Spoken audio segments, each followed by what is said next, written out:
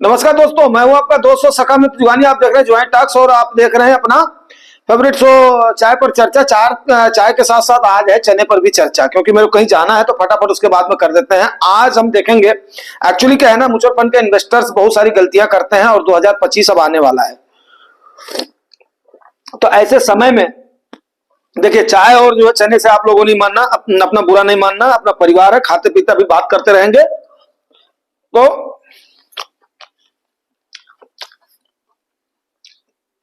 Mutual fund में हम लोग बहुत सारी गलतियां करते हैं। ऐसा डाटा आपको बताऊंगा, आप लोग चौंक जाएंगे। ठीक है, तो चलिए, तो खाली एक बहाना था, पहले बातचीत करके उसके बाद में खाऊंगा, चाय थोड़ी सी बीच में पीता रहूंगा। सबसे पहली चीज क्या है, म्यूचुअल फंड 2013 से पहले आप लोग जानते हो कि रेगुलर मैनेज करा जाता था। रेगुलर में काफी सारी फीस वगैरह आपकी लगती थी और काफी एक्सपेंसिव बैठता था। लेकिन 2013 से ये जो कॉन्सेप्ट आया है, डायरेक्ट वाला कॉन्सेप्ट आया है, तब से जाकर के लोगों को सहूलियत हुई है। 2017 से और 2020 के बाद से काफी सारे लोग इसमें इंक्रीज हुए हैं। लेकिन फिलहाल अभी भी केवल सिर्फ और सिर्फ 3.5 करोड़ ही इन्वेस्टर्स हैं जो कि इन्वेस्ट कर रहे हैं म्यूचुअल फंड में। अब आप खुद अंदाजा लगा लीजिए कि जहां पर इतने सारे लोग इतनी जगहों पर इतना नेट यूज कर रहे हैं, इतना मोबाइल यूज कर रहे हैं, इतना लोग आपका नेटफ्लिक्स यूज कर रहे हैं, क्रिप्टो में भी इसका कम से कम 3 गुना ज्यादा लोग म्यूचुअल फंड से इन्वेस्टेड हैं। फिर भी म्यूचुअल फंड ने जो रिटर्न लोगों को दिया है या लोगों का जो विश्वास जीता है, वो सबसे बड़ी बात है। लेकिन मैं आगे आपको बताऊंगा सबसे बड़ी गलतियां कहां कहां पे लोग करते हैं। सबसे पहली गलती जो लोग करते हैं, फंड को टाइम करने की कोशिश कर देते हैं। क्यों? क्योंकि देखो, फंड तो अपने चाल से चलता रहता है और फंड मैनेजर आपका यहां वहां फाइट करके, झगड़ा करके, रिटर्न कमाकर, झगड़ा मींस अपनी जद्दोजहद को बचाकर, क्योंकि आपको भी पता है आज के टाइम पर आपके फंड मैनेजर का 20% ऑफ दी हिज सैलरी, जिसकी 25 लाख से ज्यादा एनुअल सैलरी है, उसका 20% से ज्यादा पैसा पर मंथ आपके उसी फंड में उनका लग जाता है। उन्हीं का नहीं, उनके पूरी टीम का। ठीक है, तो अब आप खुद सोचिए कि वहां पर फिर आप क्यों नहीं वो रिटर्न कमा पाते हो। आने वाले समय में जब फंड की परफॉर्मेंस को आंका जाता है तो फंड की performance one of the best मानी जाती है, लेकिन वहां पर आप लोग रिटर्न नहीं कमा पाते हो। उसका रीजन केवल यही है कि आप फंड को टाइम करने की कोशिश करते हो। मैं बार बार इस चीज को एम्फसाइज करता हूं कि एसआईपी के सहारे चलो और उसके बाद में बाई एंड डिप करते रहो। म्यूचुअल फंड को टाइम करने की कोशिश मत करो कि मैं निकल जाता हूं, मैं फिर उसके बाद में एंट्री बना लूंगा, मैं अभी एसआईपी को पॉज कर देता हूं, मैं उसके बाद में जब मार्केट ऊपर जाएगी तब उसके बाद में फिर खरीद लूंगा, या मतलब एक्सेट्रा एक्सेट्रा कई सारी चीजें हैं। ठीक है, तो इसको आप लोग अवॉइड करेंगे। उसके बाद में कभी कभी ऐसा समय आता, जैसे 2023 का समय था, जिसमें कि आपके बहुत सारे एक्टिव फंड इंडेक्स फंड को बीट नहीं कर पाए थे। तो लिहाजा लोगों के मन में भ्रांति हो जाती है कि यार हमारा फंड मैनेजर फीस क्यों ले रहा है, हमारा फंड मैनेजर काम क्यों कर रहा है। ये रेयर टाइम में 10 सालों में एक बार ऐसा होता है। तो अगर जो इंडेक्स फंड के थ्रू नहीं जा रहे हैं एक्टिव फंड में, तो उसी साल क्या करेंगे, वो जिनको 2 साल 3 साल हुआ वो फिर निकल करके वहां पर चले जाएंगे। तो सारी गलतियां आप 2025 में ना चलें, कंटिन्यूटी आप वहां पर बनाए रखें। आगे आपको फंड के सिलेक्शन का तरीका भी बताऊंगा, ये भी बताऊंगा।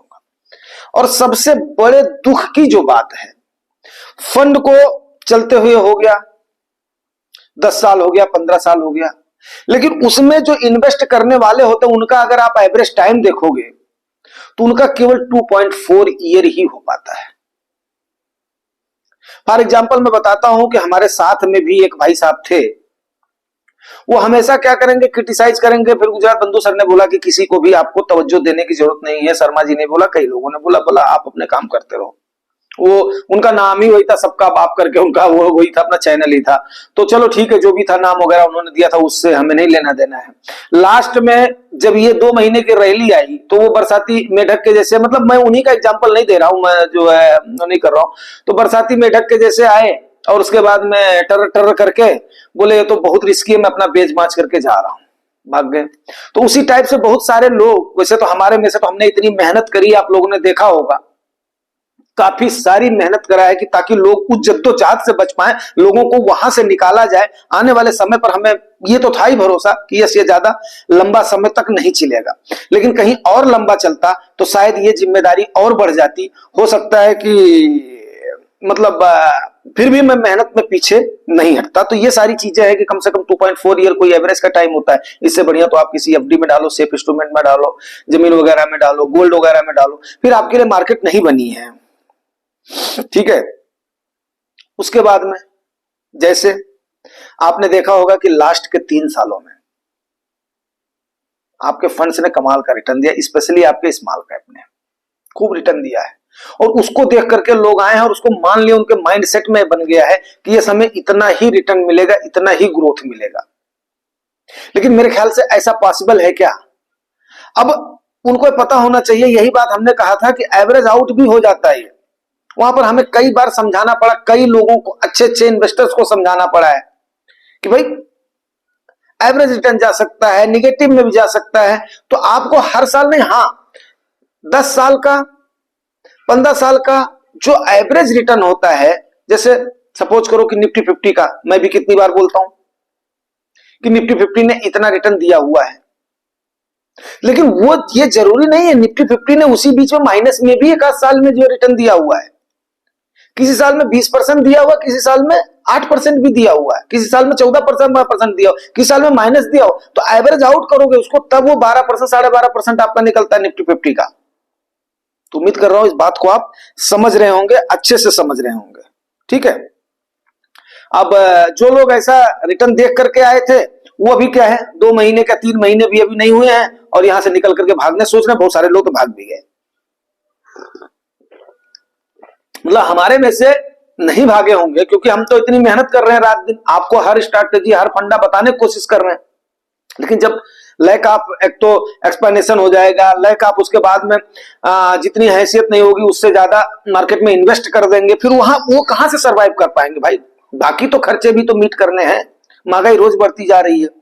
चलिए, उसके बाद में सबसे बड़ी बात क्या होती है, आपने अभी 2025 में क्या क्या गलतियां करनी है वो भी मैं आपको बताऊंगा। तो अब देख लेते हैं कि कॉमन आने वाली कौन कौन सी मिस्टेक्स लोग करते हैं। थोड़ा ध्यान से देखिएगा, तभी जाकर के बात बनेगी। ठीक है। तो सबसे पहली बात तो क्या होती है, फंड के पास्ट परफॉर्मेंस पे लोग ध्यान देते हैं। अब पास्ट परफॉर्मेंस आपने देखा होगा कितनी बार ये ऐड आता, तो ऐड तो ऐसे नहीं आता कि पास्ट परफॉर्मेंस का मतलब जो फ्यूचर में कोई गारंटी नहीं है, मार्केट आपकी जोखिम के अधीन है। सीधा और सिंपल सा ऐसे नहीं बोलते हैं। ये बातें हमें भी बाद में समझ में आई हैं कि यस, लोग ऐसा क्यों बोलते हैं। तो इस बात को समझिए कि जो पास्ट का परफॉर्मेंस है किसी फंड का, वो नहीं है। फॉर एग्जांपल मैं बोलना चाहूंगा, मेरे भी पोर्टफोलियो में फंड है, दूसरा फंड मैं अपना कर दे रहा हूं, रिवील कर दे रहा हूं, एक्सिस का मिड कैप फंड। ठीक है। तो एक एमसी का मेरे पास एक ही फंड होता है। तो ये 2018 तक नंबर 1 का परफॉर्मिंग फंड था। 2019 में मान लो उसके रिटर्न पे नहीं फर्क पड़ा था। 2020 में कोविड के बाद में 2 बार एक्सिस के ऊपर आरोप लग गए, इनसाइड ट्रेडिंग का और जो फंड रनिंग का। उसके बाद में एक्सिस के टोटल म्यूचुअल फंड्स पर परफॉर्मेंस पर फर्क पड़ा है। उसके बाद में, मैं ये केवल एजुकेशन पर्पस के लिए किसी फंड का नाम नहीं ले रहा हूं। उसके बाद में फंड की परफॉर्मेंस तो ठीक ठाक है, एवरेज परफॉर्मेंस है, लेकिन अब ये अपने उस पोजीशन को नहीं हासिल कर पाया। जब हमने इसको थ्रू आउट रिसर्च किया, क्योंकि काफी पुराने दिनों से मैं इसमें इन्वेस्टेड था, तो उसके बाद में इसके हमें शेयर्स में कोई कमी नहीं लगी, सेक्टर्स में कोई कमी नहीं लगी, परसेंटेज ऑफ एलोकेशन में कोई कमी नहीं लगी। सिर्फ और सिर्फ क्या था, फंड मैनेजर ने वैल्यू ओरिएंटेड फंड्स में निवेश करा हुआ था और थोड़ा सा लार्ज कैप का एक्सपोजर ज्यादा था।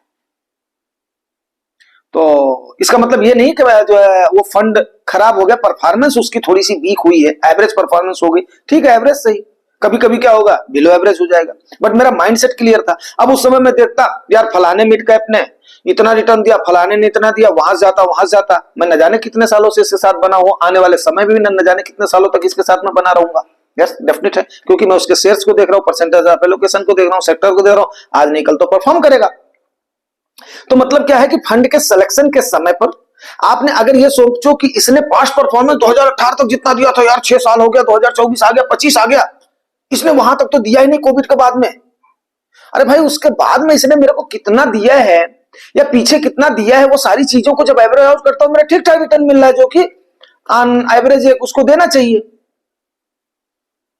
तो कुल मिलाकर के मतलब इसीलिए मैंने एक एग्जांपल दिया केवल एजुकेशन पर्पस के लिए। इसका मतलब ये नहीं है कि आप किसी मतलब जो किसी फंड वंड का ये नहीं प्रमोशन नहीं है, वैसे भी जो है क्या है कि मैंने एक एग्जांपल दिया है कि कल का टॉप का परफॉर्मेंस भी आज का एवरेज हो सकता है, कल को बिलो एवरेज भी हो जाएगा। तो अब लोग क्या करते हैं, वहां से छोड़ के वहां, वहां से छोड़ के वहां, उसके बाद में कई सारे charges, exit load, short time जो है capital gain, long time capital gain देते देते उनको पता भी नहीं चलता है। कूद कुदैया नहीं खेलना है मेरे भाई, कूद कुदैया। कुल मिलाकर के मैं देसी आदमी, देसी भाषा में बोला, कूद कुदैया नहीं खेलना है। अगला, आपका एक टाइप का जो फंड है वो आपका फंड खुद अपने आप में एक पोर्टफोलियो है। बात को समझिए, क्योंकि आपके फंड मैनेजर ने उसमें शेयर्स में इन्वेस्ट कर रखे हैं। अच्छे से आप लोग समझ रहे होंगे। अब आपने अगर एक ही कैटेगरी के, मान लिया स्मॉल कैप ही आपने लिया, अब 2-3 फंड आपने ले लिया, उसके बाद में उसी का शेयर उसमें है, उसी का शेयर उसमें है, उसी का शेयर उसमें है, 10-20-50 हजार रुपया इसमें डाले, 10-20-50 हजार रुपया उसमें डाले, 10-20-50 हजार रुपया उसमें डाले, तो उससे आपका रिटर्न इंप्रूव हो जाएगा क्या? मेरे ख्याल से नहीं। और मैं बता रहा हूं कि एनफ होता है आदमी का। आप एक फ्लेक्सी कैप फंड ले लो, आप एक मिड कैप फंड ले लो, आप एक स्मॉल कैप फंड ले लो। 2 स्मॉल कैप फंड में ज्यादा आपको लग रही है कि अंडर मतलब जो है इसमें हो आप जो 30 to 40 के बीच में हो, तो आप 2 स्मॉल कैप फंड ले लो। आज के टाइम पर मैं जो 50 में जा रहा हूं, मेरे पास खुद जो है 2 स्मॉल कैप फंड है। ठीक है, मिड कैप फंड आपके पास पक्का होना चाहिए। और ज्यादा हो रहा है तो large and mid cap fund ले लो। लार्ज कैप को थोड़ा सा मैं इसलिए अवॉइड करता हूं कि बाद में लॉन्ग टेन्योर तक अगर आप होल्ड कर गए तो उस समय आपको अफसोस होगा कि जुआनी भैया ने बात बताई नहीं थी। लार्ज एंड मिड कैप हो गया, फ्लेक्सी कैप हो गया, तो आपका अच्छा खासा लार्ज कैप का एक्सपोजर हो जाएगा। टोटल में भी थोड़ा थोड़ा लार्ज कैप होता है। लेकिन क्या है, अगर आप वही मेरी उम्र में हो, 45 साल के हो, 50 साल के हो, या 50 साल से अबव के हो, अब आप उस समय यार इसने तो इतना रिटर्न दिया है, उसको देख करके स्मॉल कैप में चले गए और पूरा पैसा झोंक दिए, नतीजा क्या होगा आपका? रिस्क तो इसमें है ही है, क्योंकि ओवर वैल्यूड तो आज के टाइम पर अच्छा खासा है। जो जानने वाले हैं, मेरे ख्याल से इसको गुजरात बंधु सर एंड क्या नाम है अपना गौरव रंधवा सर, इसको करेंगे, क्लियर करेंगे कितना जो है ओवर वैल्यूड है। तो अब इस ओवर वैल्यूएशन के समय में आप अगर इतना ज्यादा जोर लगा दोगे जो आपकी एज अलाउ नहीं करती है, तो क्या होगा? कल की डेट में आपकी जिम्मेदारियां भी तो हैं, आने वाले कम समय में आपके खर्चे भी तो हैं, और उस समय हो सकता है आपका वो सेक्टर, वो इंडाइसेस डाउन चल रहा हो, पूरी तरीके से डाउन चल रहा हो, बुरी तरीके से टूट रहा हो, फिर आप कहां जाएंगे? तो ये चीजें अगर आपको बताने का मतलब यह है कि आने वाले समय पर टाइम से हम जाकर के, मैंने बोला था कि यस मैं अभी इसीलिए चाय चना लेकर के बैठा हूं। बोलते हैं ना, मैं जब घर से भी चलता हूं तो चना जो है चना चबैना लेकर के बैठता हूं। अभी मेरा अगले वीक का हरिद्वार का जो प्लान है, हरिद्वार के घाट से भी भगवान ने चाहा तो मैं आपको अपडेट करूंगा। थोड़ा उस पर भी निकल रहा हूं, अब जो है अब घूमने उमने निकल रहा हूं, क्योंकि 2 महीने आप लोगों ने बड़ी मेहनत करी है भाई। ठीक है, आप लोगों को लगे ना लगे, लेकिन मैंने काफी मेहनत करी है कि हाँ कहीं मेरे भाई लोग कहीं जो है गलत, भाई लोग बहने जो भी हमारे जो है अपना जुड़ी हुई हैं, वो कहीं गलत स्टेप ना ले लें। तो गलत स्टेप मतलब एक छोटा सा कदम बोलते हैं ना कि आपको मतलब एक वो बोलते हैं ना, एक टाइम पर ही आता है कि हम डिसीजन लें इधर या इधर। तो जो लोग इन्वेस्टेड हैं उनको अगर आपको पैसे की जरूरत नहीं, आप उस समय गलत ले लेते या ये कर जाते, तो उस समय मेरे ख्याल से फिर मुझे ग्लानि होती अगर आप बाद में कमेंट करते तो। ठीक है, तो ये थोड़ा सा डाइवर्सिफिकेशन से बचिएगा 2025 में।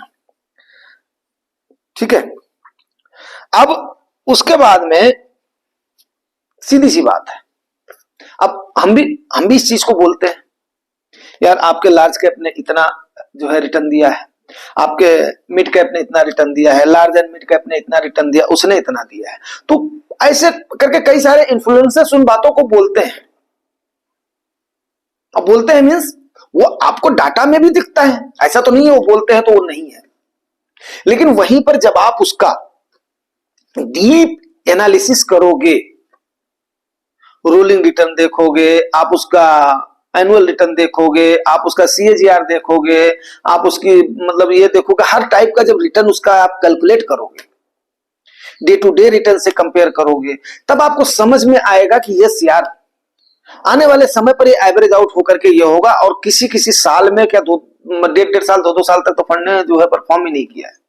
और शेयर्स तो और भी टाइम तक, जो लार्ज कैप शेयर है ना, वो तो जो बैठे रहते हैं हाथी के जैसे, लेकिन जब उठते हैं तब चलते हैं। तो उसी प्रकार से फंड का भी किसी किसी का परफॉर्मेंस, अब उस समय मान लिया आज आपने उसको अच्छा खासा वो किया है, अपना अपना रिटर्न किया है, अगले 2 साल बाद हो सकता है अपने कैटेगरी एवरेज को भी ना बीट कर पाया हो। तो मीन्स क्या है, आपने सिलेक्शन के समय उसको अच्छा खासा ध्यान देना, जिन्होंने सेलेक्ट कर लिया है उसको भी एक बार ट्रैक करना है, और उसके बाद में अपने फंड के ऊपर, फंड मैनेजर पर भरोसा करके साथ में उसके चलते रहना है। ठीक है, 3 साल 1 साल वो परफॉर्मेंस देख करके फिर उसके बाद में यहां आ जा, कई सारा लोड वगैरह लग जाता है, तो ऐसी गलती ना करें।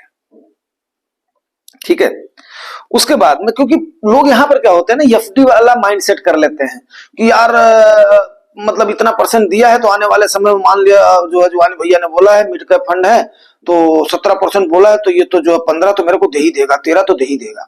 अरे 13 नहीं, वो -10 भी दे सकता है आपको। बिल्कुल फैक्ट बता रहा हूं भाई, मेरे माइंडसेट क्लियर करके ही आना है मार्केट के अंदर। अगर यहाँ पर निवेश करना है तो आपने अगर अमीरी की तरफ जाना है तो ये बात नोट कर लें। और फैक्ट है कि अभी इस समय बताना जरूरी है। अगर आप इतने समय तक होल्ड नहीं कर सकते तो अभी मार्केट कम से कम 25,000 को मेरे ख्याल से टच करने वाली है, तो 25,000 और 26,000 में इतना बड़ी चीज नहीं है, फिर आप क्विट कर लीजिए, फिर आपके लिए नहीं बना हुआ। फिर आप किसी डेप्ट फंड में चले जाइए, या किसी जहां पर आपका जो है कारपोरेट बांड में लगता है, गवर्नमेंट की जो है सिक्योरिटीज में लगता है, उसके बाद में और फिक्स्ड इंस्ट्रूमेंट में वो लोग लगाते हैं, वहां पर कर लीजिए आप। वैसे भी गौरव रंधवा सर ने मेरे को बोला था, तो मैं कुछ फंड भी, आप लोग अगर वो करोगे तो फंड भी कुछ कर दूंगा, सजेस्ट कर दूंगा। इतना मैंने हिंट दे दिया है कि यही होता है डेप्ट फंड, और उसमें कुछ पीरियड का लॉक इन होता है, तो उसके बाद में आप वहां तक उथल पथल भी नहीं मचा पाओगे। ठीक है, अगला क्या होता है, वेरी एक्टिव, बहुत ही एक्टिव हो जाते हैं अपने पोर्टफोलियो को ट्रैक करने में। Daily daily daily daily daily daily उसको देखते रहते हैं। क्या मतलब भाई डेली देखने का? डेली देखने से वो घट जाएगा बढ़ जाएगा, वो आपके बीपी को घटाएगा बढ़ाएगा। ये बात मेरी नोट कर लें, वो आपके बीपी को घटाएगा और बढ़ाएगा। डेली डेली फंड को ट्रैक करने का मतलब ही नहीं होता। वो काम करने दीजिए आपके फंड मैनेजर को, बिकॉज जो एक्सपर्ट है और उसको आपने हायर किया हुआ है। और ये मैं हमेशा एम्फसाइज करता हूं, जो आप काम कर रहे हो अपने काम पर ध्यान दो, एक्टिवली ध्यान दो, अपने करियर पर ध्यान दो, उस पर आप प्रोग्रेस करो। आपकी इन्वेस्टमेंट की जो कैपेसिटी भी बढ़ जाएगी, आपका उसके बाद में टोलरेशन की पावर भी बढ़ जाएगी, होल्डिंग की पावर भी बढ़ जाएगी। वहां पर आप ध्यान दो, इसको आप जो है पैसिवली जाने दो, आपके फंड मैनेजर वहां पर एक्टिवली आपका फंड मैनेजर मैनेज कर रहे हैं। बात मेरी समझ रहे हैं आप? अगर नहीं समझ रहे हैं तो फिर आप समझ लीजिए, जो आपका पैसा है पैसे में आप चलिए। ये पैसा किसका? आपके फंड मैनेजर का पैसा है। आप यहां पर ट्रेडर बनने की कोशिश मत कीजिए, जो कीजिए इसमें अपना म्यूचुअल फंड में। यहीं पर ही आप लोग गलती कर देते हैं। सबसे पहली गलती करते हैं बिना सोचे समझे, रिटर्न को देख करके कि हाँ स्मॉल कैप में इतना मिल रहा, 40% मिला, 50% मिला, वहां डाल देता हूं। अरे वो इंडाइसेस फिर उसके बाद में कितने साल तक जाएगा पता है आपको? मैं रोक नहीं रहा हूं आप स्मॉल कैप ना लें, एसआईपी के सहारे चलते रहे, डिप में चलते रहे। इस बार तो लोगों को भी नहीं मिला, अपना डिप भी नहीं मिला इस बार। तो बात को समझने की कोशिश कीजिए। मैं कभी भी आपके इन्वेस्टमेंट के अगेंस्ट नहीं हूं, लेकिन अगेंस्ट इस चीज के हूं कि आप जैसे 2.4 ईयर का जो एवरेज टाइम है ना, उस टाइम तक ही अगर आप टिक पाओगे तो वो सबसे बड़ा घातक है, सबसे बड़ा घातक है वो। फिर आप जिंदगी में नहीं आओगे। आने वाली अपनी पीढ़ी, आपकी पीढ़ियां आपको बोलेंगी मेरा मेरा दादाजी, मेरा बाबा जी उसमें गया था और उसके बाद में गंवा करके कर दिया। नहीं जो है नहीं गंवाया होता तो ये ले लेता, छोटा सा जो है इधर, मैं इधर अपना प्लाट ले लेता। आने वाली पीढ़ी आपको फिर कोसेगी, बिल्कुल फैक्ट बता रहा हूं। इसलिए बहुत ज्यादा यहां पर एक्टिव होने की जरूरत नहीं है। आप यहां पर खुद नहीं कुछ भी कर रहे हो, आपने वो पावर अपने फंड मैनेजर को दे रखी है। वो एक्सपर्ट है तो उसको मालूम है कि कौन सी कंपनी का ग्रोथ होना है, कौन सी कंपनी का ग्रोथ नहीं होना है, किस पर मैंने रिसर्च ले लिया है, किस पर मैंने अच्छा वो किया हुआ है। तो उन चीजों को अपने फंड मैनेजर को करने दें।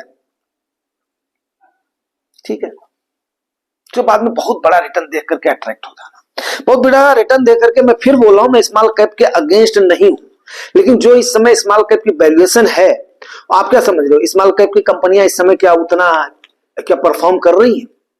तो जाहिर सी बात है कि आज नहीं तो कल आपको जो रिटर्न दिखाई दे रहा है या तो आप इसको लेकर के भाग लो, लेकिन आपको लॉन्ग टाइम का अगर आपको ये लेना है, एवरेज रिटर्न लेना है, तो आपको वहां पर जाना पड़ेगा। आने वाले समय पर वैल्यूएशन तो पक्का होगी। ये मैं 2024 का लास्ट महीना है तो इस बात को मैं बोल रहा हूं, वैल्यूएशन तो करेक्ट होगी। आज हो चाहे 1 साल बाद हो चाहे 4 साल के बाद हो, वैल्यूएशन तो करेक्ट होगी। क्यों? क्योंकि इसमें जितना पैसा आ रहा है, इनफ्लो आ रहा है, वो आपका आपके फंड मैनेजर को इन्वेस्ट तो उसको जो करना है यार, सीधी और सिंपल सी बात है। अब वो वहां पर करता जाएगा, लेकिन एक दिन तो ऐसा आएगा ना, क्योंकि उतनी कंपनियां, अब उसमें से कुछ कंपनियां ऐसी हैं जो कि जब कोई आड़ समय आएगा तो उसको सरवाइव नहीं कर पाएंगी, और नहीं सरवाइव कर पाएंगी तो जो कंपनियां परफॉर्म कर रही हैं उनके ऊपर भी तो इसी का ही बर्डन पड़ेगा। तो आपको उस समय क्या देना पड़ेगा? टाइम देना पड़ेगा। और उतावलेपन में आप आए हो, मैं बार बार बोलता हूं, यहां पर आपको सुस्त व्यापारी के जैसे चलना पड़ेगा। बहुत एक्टिव होकर के बात चलने से बात नहीं बनने वाली है। ये 2025 के नियम आप लोग गांठ बांध लें। उम्मीद कर रहा हूं आप इसको, जो इतनी देर से मैं भौंक रहा हूं, इसको आप अच्छे से समझ रहे होंगे। उसके बाद में अब ये सारी चीजें हमने बता दिया, कहां कहां पे आप इतनी देर का मैंने दे दिया कि ये लोग करते हैं, कॉमन लोग इसको करते हैं। आपने कॉमन नहीं बनना है, आपने बिल्कुल अपने आप को ये करना है कि यस, मैं जुआई टॉक से जुड़ा हूं, इस परिवार से जुड़ा हूं, तो मैं ये सारी गलतियां नहीं करूंगा।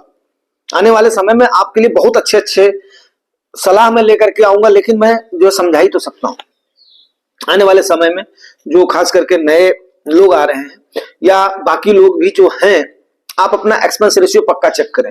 बिकॉज क्या, लॉन्ग समय पर एक्सपेंस रेशियो आपका जो आपको दिखाई देता ना, इतना ही % है। रेगुलर फंड तो मैं कभी भी रिकमेंड नहीं करता हूं, डायरेक्ट फंड जरूर रिकमेंड करता हूं, लेकिन उसमें से आप छांटिए, रिटर्न के साथ कंपेयर कीजिए, एक्सपेंस रेशियो के साथ कंपेयर। हाँ, जिन्होंने ले लिया है, जिनका अमाउंट लग गया है, वो फिर रहने देना, उसको छोड़ देना, क्योंकि एक्सपेंस रेशियो भी किसके हाथ में? फंड मैनेजर के हाथ में है।